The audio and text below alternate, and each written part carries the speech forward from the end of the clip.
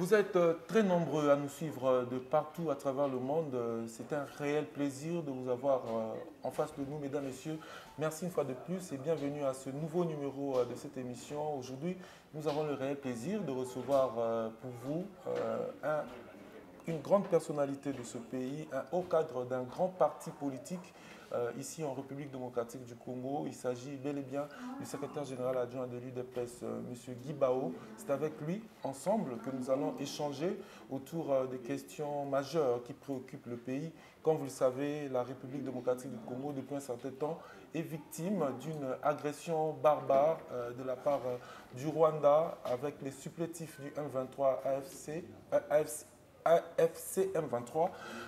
C'est avec notre invité d'aujourd'hui que nous allons échanger. Mais pour la circonstance, étant donné que la situation est vraiment très sérieuse, nous allons être bilingues dans cette émission pour permettre à une large population de bien comprendre la thématique d'aujourd'hui. Général Guy Bao, bonjour. Bonjour. Merci beaucoup de nous accorder cet entretien en dépit de votre multiples occupations. Bienvenue à cette émission. Alors, nous sommes général, les autres, vraiment bilingue. Nous sommes leader d'opinion, communication la population. Les autres, mon cannabis sur la République démocratique du Congo, nous sommes victimes. Il y a agression, mon réseau dérangé. La situation est vraiment très grave. Et je comprends pourquoi les autres appellent la tenue vraiment. Il y a soutien à la phare de ces tenues, il y a combat. Vous, personnellement, en tant que leader, en tant que haut cadre du parti présidentiel, quelle lecture faites-vous par rapport à la situation et à l'agression à l'Élo? On a beau parler, on a fait tout ce qu'on peut faire, on a utilisé toutes les voies diplomatiques, sécuritaires, politiques, mais la situation s'empire davantage. La ville de Goma est sous occupation. Hier ou avant-hier, ville à Bukavu est sous occupation. Lecture Ninozo, ça là, par rapport à la situation, quelle est l'issue qu'on doit faire pour remédier définitivement à cette situation? Merci beaucoup Ndeko na disponibilité na yo na occasion pesinga to solana ba imboka ya liboso o ya munene nga na lingi population comprendre guerre toza ko vivre lelo e bandi lelo te ezali suite ya guerre bandaki na octobre 1996. Congolais faut comprendre lelo tozomona fait Tshisekedi ndaza na mutu ya mboka. Mais guerre est destinée contre personne à faire Tshisekedi. Kakate, c'est vrai que c'est lui qui incarne l'État aujourd'hui, mais hier ce n'était pas le cas. Des alliés Bilo Kebani en 1996, Marshal Mobutu Mzaki na pouvoir. À l'ombre le 17 mai 1997, Laurent Désiré Kabila zui. Hier Kokoufa na 2000, après Joseph Kabila zui, vous avez comment la guerre est continuer. Ce qu'on t'a dit de près, la guerre en haut. Tout le ça il a 30 ans. Mais ce qui est zongi depuis l'indépendance, moyen mounene, il y a déstabiliser l'institution au Congo. Moyen mounene, il y a empêcher le progrès au Congo et la guerre. Je vais rappeler pour des raisons historiques. Le 30 juin 1960, quand nous avons eu l'indépendance, Tokota qui na sécession ya Katanga 7 jours après le 7 juillet, Katanga est comme indépendant. Or, Katanga à l'époque, il y a 70% nini dans l'État congolais. Donc, il privé mboka na 70% de ressources pour mboka ne kendo ape kenye musikate. Na août, le 8 août donc, près d'un mois après, Kasai est comme indépendant. Au mode opératoire wana bapaya ba utiliser pour mettre le Congo à genoux. Ce qui va sentir capacité mon organisation bandi koya, il faut casser la wana Congo zonga sima. C'est ça le 30 juin 60 na ba sécession landa ya Katanga na Kasai. C'est ça na 97, c'est ça na 98 tant Laurent Désiré Kabila a bandi peu moi semblant organisation dès le 2 août 98 guerre. Et bongo na bongo tilelo. Tant on va sentir volonté réelle, il y a décollage, il y a Congo et bandi, guerre et zongi. Des locaux, ba imboka fo balanda, ezali même mode opératoire et ça la mara depuis 1960. En dehors ya wana, et loko ami balé, peut-être siko toeba pourquoi l'événement wana pour tout na ko décrire un peu mode opératoire, l'événement ne vandi ne loko moko. Et loko ngwezani, le monde entier tokomi à peu près 8 milliards d'habitants. Bandeko foba ça la tension mingi place wana. Tous en 8 milliards d'habitants. Sur 8 milliards d'habitants, élément de communication essentiel entre les 8 millions d'habitants, ils allaient par téléphone tout portable et tout ça. Smartphone. Sur pour téléphone wana et panzane la biso na maboko côté, élément et ça la et panzanate ya batterie. Parce que l'élément va ça la batterie, ils allaient richesse ou ils allaient biso na est du pays. Sur que batu ba utiliser ngo, bazana ba recette à plus de 100 milliards de dollars par an pour bazo zwambong. Alors si ko baza ko zwango fele à travers ba pays voisins au baza ko payer. Donc ba ko sepelaté ordre kota na Congo. Voilà la réalité ndeko na lecture ni biso tozo sala. Nakolanda yo malamu mwana mboka Gibao général affectueusement appelé par un militant na base na yo au brosser tableau qui toko place to outil na makambo na place to Congo. Mais au lobby que guerre et ça pour freiner le développement à Mboka. Mais alors, plusieurs Congolais les lots pour mettre définitivement terme à la situation. Est-ce qu'il faut tout ça la guerre contre Rwanda? Il faut tout qu'il y ait un dialogue. Bon, question on a répondre pour Toza déjà na guerre na Rwanda. Toza déjà na guerre. Officiellement. Ndeko, tant que mutuaye ko kote pa na yo, azana besoin de déclarer te. Toza na guerre, bat ba okufa na est du pays malheureusement. Toza déjà na guerre, moi je pense que il faut tout ça les alliés. Tokoki koboya diplomatie te. Diplomatie, il faut président de la République à continuer ko solo la peau essentiel à ba problème na biso e outu di banda. Na 1960 ezaki fait Tshisekedi mutazaki ni président ni premier ministre. Na 96 ezaki président Félix Tshisekedi. Na 2001, ezaki pays était ti bongo na bongo to évoluer. Donc et là qu'ici que nous avons un sérieux problème par rapport ya bapaya. Na biso d'abord et puis tokoko wanga na pété responsabilité na biso en interne, biso ba congolais. Est-ce que réellement tozana bolingo mboka na biso? Voilà, on a peu commis par na biso à part responsabilité à bapaya. Comme à niveau on a mais vraiment émission eza lokola réflexion peut toujours ça pour nous apporter solution. Qu'est-ce qu'il faut faire concrètement? Parce qu'il y a vraiment le bazouze là. Aux amutamayele, ou même la monde politique, aux appels à histoire, il y a beaucoup bien très bien. Qu'est-ce qu'il faut faire? Est-ce qu'il faut qu'il y ait un dialogue? Est-ce que pour un dialogue, après un dialogue, on a des accords, de fois partage à pouvoir. Nous avons même été infiltrés un ancien régime par Rwandais, par côté de l'institution. Est-ce qu'il faut dialogue? Est-ce qu'il faut la guerre? Est-ce qu'il faut continuer à faire des pressions au niveau de la communauté internationale où les lots vont reconnaître que les complices dans la situation? Je crois qu'il y a liboso, il faut tous la organiser. Bisomoko. Tous la organiser. Recette à liboso. Pour ce total, le peuple union sur le monde, où bazali qui dans la même situation que biso et l'autre à liboso bazali qui organiser. C'est-à-dire, il faut tout aligner les citoyens congolais au bazar amour et patrie. Tout ce on a poste à responsabilité à tous les niveaux. Que ce soit dans le gouvernement, que ce soit dans l'armée, que ce soit dans la police, que ce soit dans le service à renseignement. Et puis tout ce sérieux dans Moussala.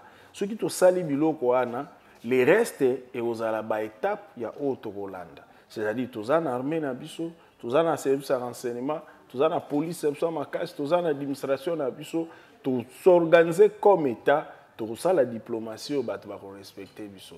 Actualité oblige toujours par rapport à cette situation. Tout le monde qui, tout le monde peut père et église catholique na protestante, basu les devants, basu initiative. D'abord bakutana Konzamboka et puis bakutana quelques opposants. Ti kokutana na ba rebelle AFC na M23 et puis bande gomsusu il y a PPRD bazali Libanda Mboka, FCC en général. Ma cantina est ani par rapport à l'initiative wana. Chance ni nous opé ça na démarche wana. Est-ce que quoi aboutir na quelque chose aux hommes on a démarche wana ndenge il y a église catholique donc 5 na SCC. Bon ceux qui va tout beti li solo kimia togo lo bateke torobo yango. Toyo kanan tant ba ko la conclusion to ba na conclusion wana contenir ezali ne togo ba ko pesa makanisi par rapport à la proposition au ba ko pesa. Mais tout le monde que quand il y a pouvoir, pour la démarche, surtout le fait que évêque bakutanaki na ba rebelle pour la population de manière générale les on dirait moi trahison on va saluer la population. Bon ngakutu nazo kendo délai à rencontre pour n'engager le côté. Peut-être sincérité de to senga na démarche. Baza démarche ezala guider n'amour ya pays. Ce que ça guider n'amour à pays te to saler le côté. Voilà to kozonga sima. Moi c'est plus là où on ozala baza ba homme spirituel. J'espère na préoccupation na bango ba intérêt général. Pour ce que intérêt général les athées et aux à la passe. Des places baninga bazo manifester ba crainte qu'on peut s'en chancité. Mais moi je pense qu'en étape actuelle position au gouvernement PSI au président de la République, il y a Toyo Kao Bakoya nango, il y a une position ezali na boanya, ba yebisa biso, ba lobini ni proposition ezani ni tokotala, est-ce que ba proposition ezo cadré pour na Congo kende liboso to pour Congo disparaître et koye banana. Est-ce qu'il faut continuer l'initiative parce que tu as vu déjà qu'il y a un sommet à Luanda et puis même il y a Nairobi, ils ont ko empiété ils ont ko ça la chevauchement na initiative moi déjà à niveau national. Est-ce que pour certains d'ailleurs, c'est une occasion ils ont ko baby c'est un peu processus il y a négociation ils ont ça à niveau déjà international parce que pour le Congo gouvernement congolais, s'il faut négocier ou être sur la table, il faut et ça la matière de Rwanda. Mais que ça la ngona ba rebelle, ils ont légitimer quelque part ba propos ya ndanga wazolo ba keza une affaire congolaise. Te ça affaire congolaise, te yemo pa yebi po azana ba troupe te, ayebi banani bazo sala makambo wana ye ndeko nanga. Là n'est pas le problème. Moi je pense que le problème est vendu à niveau ya Mobulo et Kotina Mboka na ba proposition. Je pense que tout à na niveau ana. Président Félix Azane loko ko légitimité. Yé a osala kaka asala qui constat que nous avons des problèmes. Problème wana ezaki prise en charge na des niveaux, na niveau ya Afrique, niveau ya processus ya Luanda, na niveau ya processus ya Nairobi. Je pense que atikali logique na état les wana mibale. Mais années na bateau balingi te kene na logique wana soki ke na ndenge wana Congo koza stable bato babosa na raté eloko oyo eza na image moko sur kilaka parmi ba enjeux ya guerre otoza ko vivre Laurent Désiré Kabila musée asala image alobi parmi ba difficulté tozozwa réunion moko ezaki na ba ministre affaires étrangères ya Afrique centrale président voisin moko akoloba lobi le Congo doit avoir un dirigeant faible. Pour tout évoluer bien. Abi Laurent Désiré Kabila n'est pas faible et ça nous met en difficulté. Ça aussi, ça fait partie du problème. Ce qui est là, parce que les gens constatent effectivement, ils répondent à un profil où il faut président faible, lui n'est pas faible. Il met les autres en difficulté. Ne pas le faible, Arma Congo ezonga sima, ezongi sima, police ezonga sima, renseignement ezonga sima. Si on a fait Tshisekedi nzela wana bazuite. Ne ba matisha acharnement, ba profiter pena moi ba faiblesse en interne na biso Congo, ba ça la campagne wana bazosala. Olobaki le mot très important général par rapport au comportement ya ba congolais dans la situation. Mais chose étrange, tozo constater que na kati ya famille politique de manière générale et l'union sacrée parti aux abaliers, certains sont silencieux. Il y a certains leaders, on ne va pas citer de noms, mais il fallait en ce moment, motivation lorsqu'il faut partager les postes, tout le monde a au devant de la CNT. Est-ce que vous avez l'impression qu'il y a des complices dans l'union sacrée ou des gens qui jouent un double jeu, en même temps ils ont pouvoir, en même temps ils ont des mèches na ba agression na biso. Bon nga personnellement na kamwa ngote na bandaki ko mona ngo ke toko koma wana parce que moni ba gouvernement ya ba coalition faiblesse a munene ezalaka vision. Est-ce que batunyo sou bazotala bazana même vision ya l'intérêt Congo? Batunyo sou bazana ngote moi ba msu batikali silencieux, ils sont convaincus que Yeso kazu poste était Congo soke ekufe kufa. So kazu voilà. Yango moni même président de la République so batuba se rappeler a interpellé qui à un moment donné union sacrée donc biso union so bato union sacrée pour lobaki vision to yokanaki yango te bozo sala. Bino boyeli partage ya gâteau, boyeli intérêt personnel, alors que tu as union sacrée faut à l'intérêt général. Donc président ça qui déjà diagnostique que ils ont aussi batté. Donc ils ont effort, il faut congolais à ça là parce que au moni peut-être un mot na direction ba congolais nyonso. Nzambe soka lingaki tobotama na Congo, totonga botama na Malaisie, na Singapour, na habité na Angleterre, soki na Mali, na Gabon. Mais aponi to bota mawa, to passer l'essentiel la vie sur terre awa.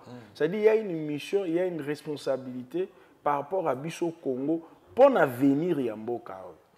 Ce qui muto okanisa ya za na mboka musu na mutu na bon, peut-être on verra mais ba gestion ya ba pouvoir eleki na ba depuis 60 tilelo et là qui sabiso que la majorité des Congolais mboka na biso ango.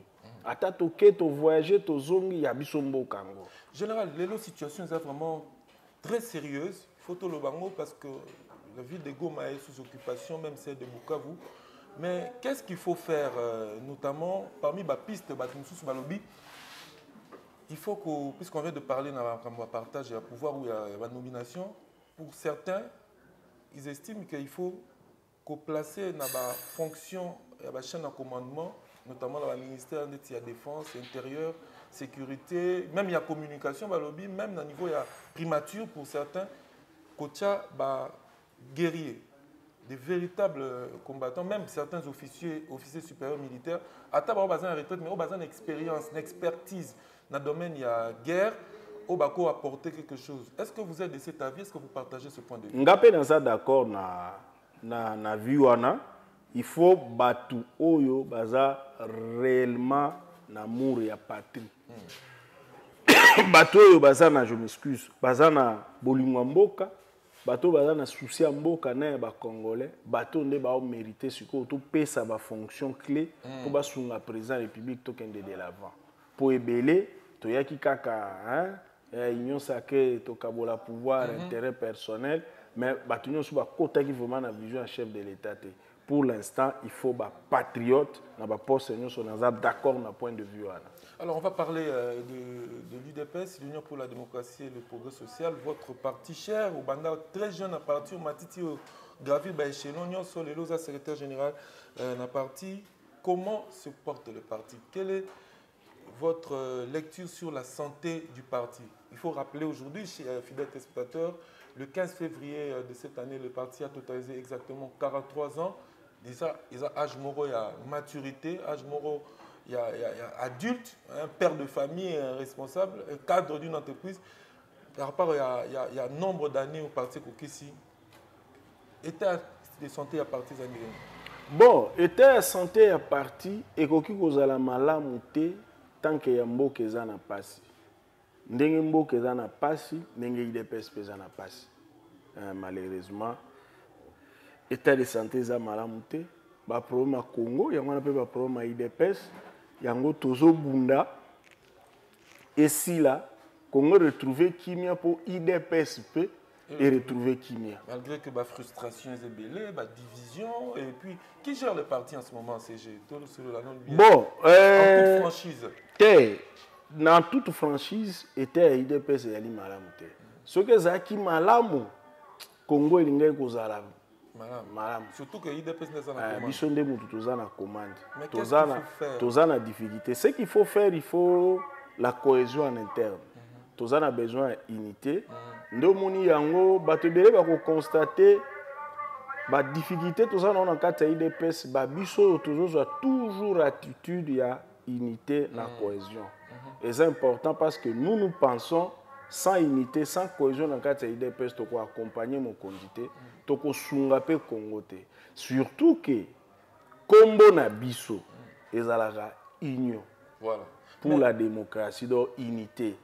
Donc, ceux qui ont l'ongoli unité, tu as sous l'IDPS. Très bien.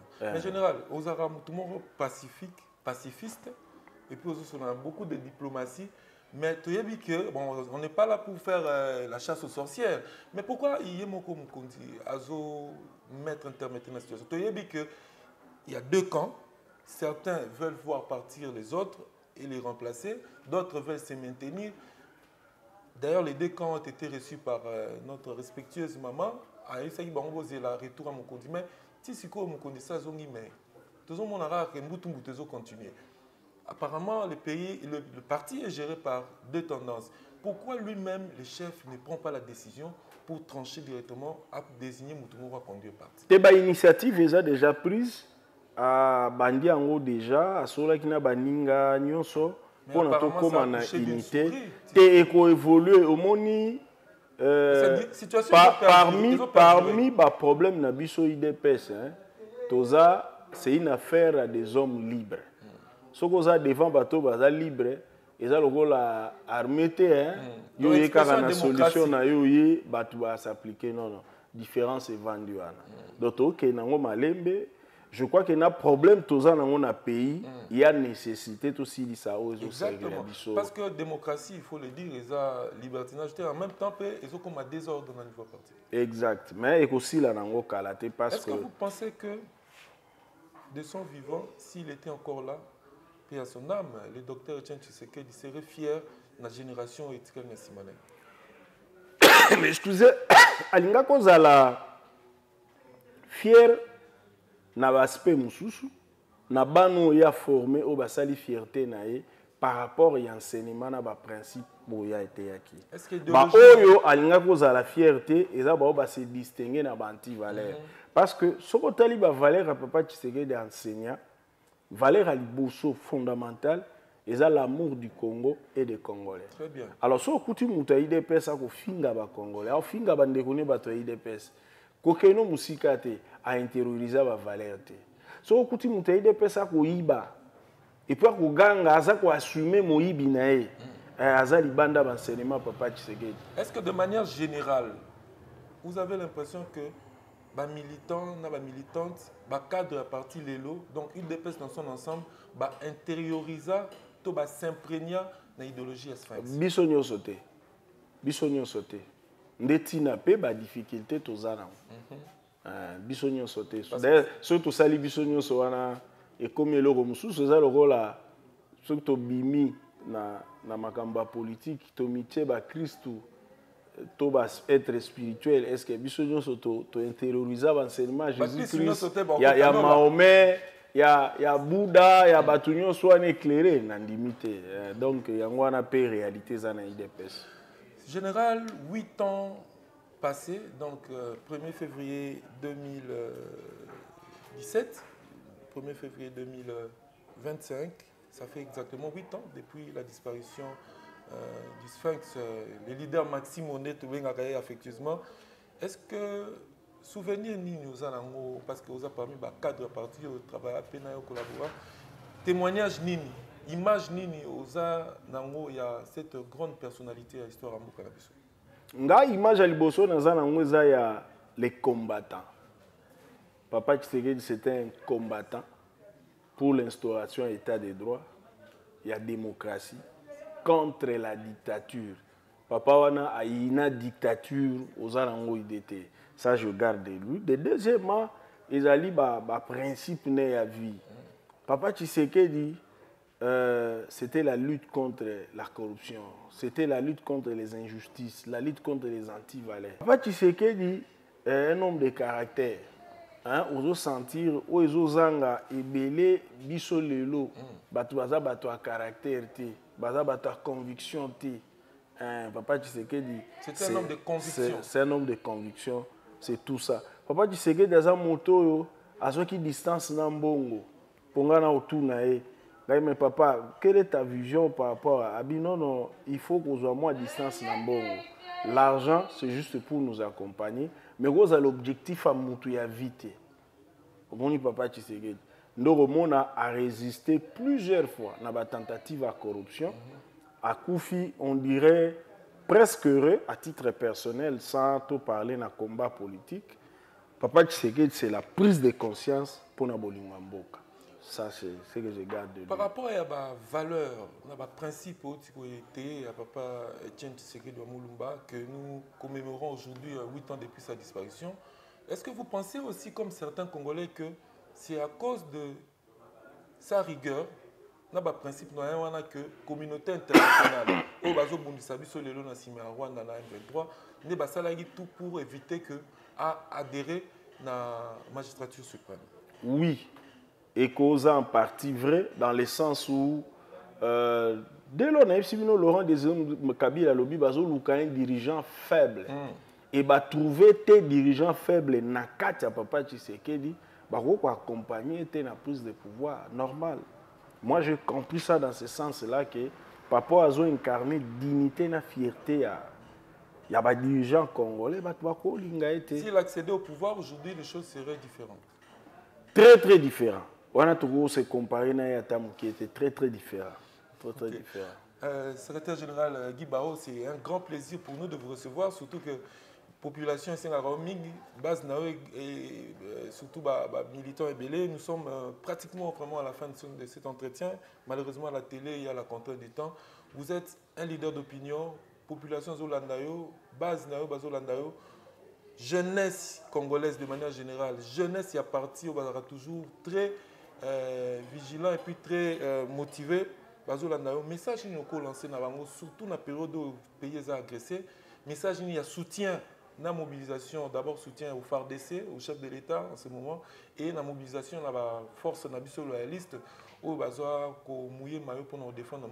Message qui nous adressé à la population congolaise en général. Message à l'bosseuse a prise de conscience, de prendre conscience que nous avons qu'un seul pays. Et pays où nous avons pesi biso yango. Soka lingaka pesa biso pays mususu to lingako botama pe na bamboka mususu. Toza na conscience, nzambe tango a créé biso awa, c'est-à-dire apesi biso ba droit na ba devoir. Et loka liboso photo zana. Ya mibale bolingo mboka. Éveil patriotique. Tozala na bolingo ya mboka.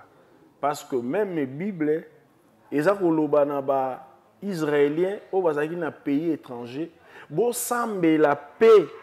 Eza na mboko bozali po bonheur na bino ezo dépendre na kimia ya pays wana. Donc tozala nango conscience basakanaka na pays te. Mabele bakoko batikeli biso yango oyo. Tozala na bolingo ya mboka.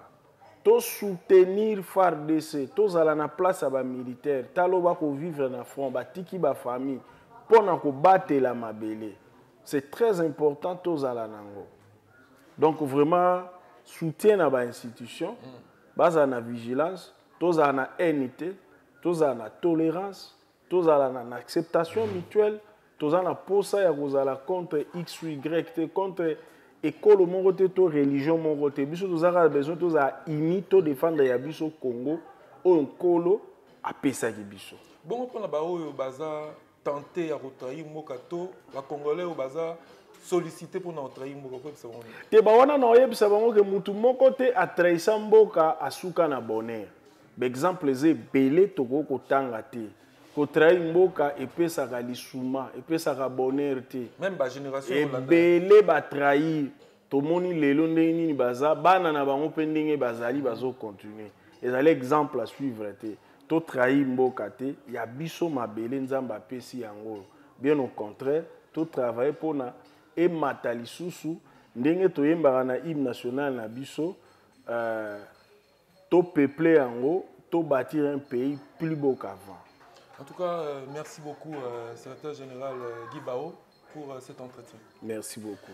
Et merci également à vous, fidèles téléspectateurs, d'avoir suivi ces nouveaux numéros. Nous avons eu le réel plaisir de recevoir pour vous M. Guy Bao, secrétaire général adjoint de l'UDPS. C'est avec lui ensemble que nous avons échangé autour de plusieurs sujets d'actualité, surtout par rapport à l'agression rwandaise que subit notre pays, la République démocratique du Congo. Nous avons évoqué le 47e anniversaire de l'UDPS et également le 8 ans d'anniversaire depuis la disparition du Sphinx, le leader Maximo, le docteur Etienne Tshisekedi Wamulumba.